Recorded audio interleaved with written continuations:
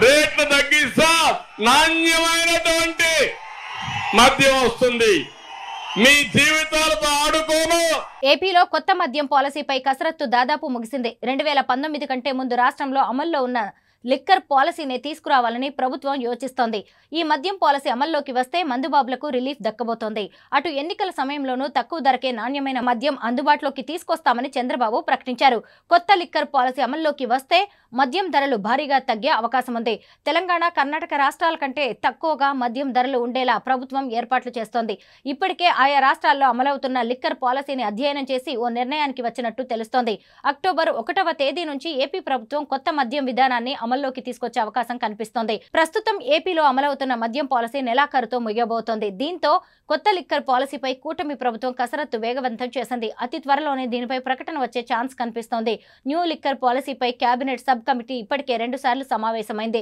Sub కమిటీలో మంత్రులు కొల్లు రవీంద్ర, గొట్టిపాటి రవి, నాదెండ్ల మనోహర్, కొండపల్లి శ్రీనివాస్, సత్యకుమార్లు ఉన్నారు. ఈ నెల 17వ తేదీన మరోసారి కేబినెట్ సబ్ కమిటీ ఆఖరి సమావేశం జరగబోతోంది. ఏ ప్రాంతంలో ఎన్ని మద్యం దుకాణాలు నోటిఫై చేయాలి, దరఖాస్తు రుసుములు, నాన్ రిఫండబుల్ ఛార్జీలు, లైసెన్స్ రుసుములు ఎలా ఉండాలి వంటి అంశాలపై అధికారులు సమర్పించిన ప్రతిపాదనలను గ్రూప్ ఆఫ్ మినిస్టర్స్ పరిశీలించారు.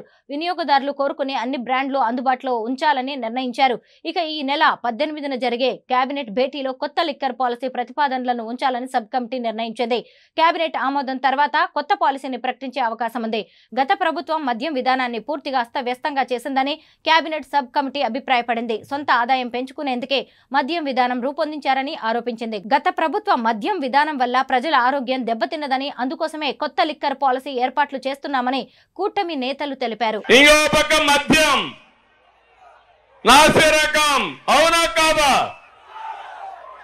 పేదవాళ్ళ రక్తాన్ని తాగే పరిస్థితికి వచ్చారు.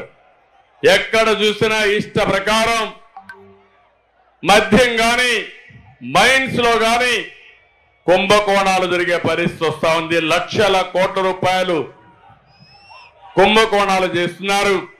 ఈ పేదవాడి రక్తాన్ని మా తమ్ముడు తీసుకొచ్చాడు. క్వార్టర్ బాటిల్ తప్పకుండా మందు బాబులకందరికీ శుభవార్త. రేట్లు తగ్గిస్తా నాణ్యమైనటువంటి మద్యం వస్తుంది. మీ జీవితాలతో ఆడుకోను. రోజంతా కష్టపడి కొంతమంది శారీరక బాధలు మర్చిపోవాలని సాయంత్రం అయితే ఒక క్వార్టర్ బాటిల్ దాంట్లో ఆఫ్ వేసుకోవాలనుకుంటే ఈ దుర్మార్గుడు మిమ్మల్ని దోచేస్తున్నాడు. జలగా మారగా మీ రక్తం తాగుతున్నాడు. తప్పకుండా నేను అండగా ఉంటా. మీకే కాదు, మొత్తానికి కూడా న్యాయం చేసే బాధ్యత నాదని మిమ్మల్ని తెలియజేస్తున్నా. 10 రూపాయలు మీకు ఇస్తున్నాడు, మీ జోబీకి కన్నం పెడుతున్నాడు, 100 రూపాయలు లాగేస్తున్నాడు. ఇది ఎక్కడ న్యాయం అని నేను అడుగుతున్నా. ఈరోజు ఈ రాష్ట్రంలో నియంత పోకడలు, అంతేకాకుండా ఎవరన్నా మాట్లాడితే ఒక అహంభావ ధోరణి, మామూలు కాదు, నియంత్రణ కంటే మించిపోయాడు.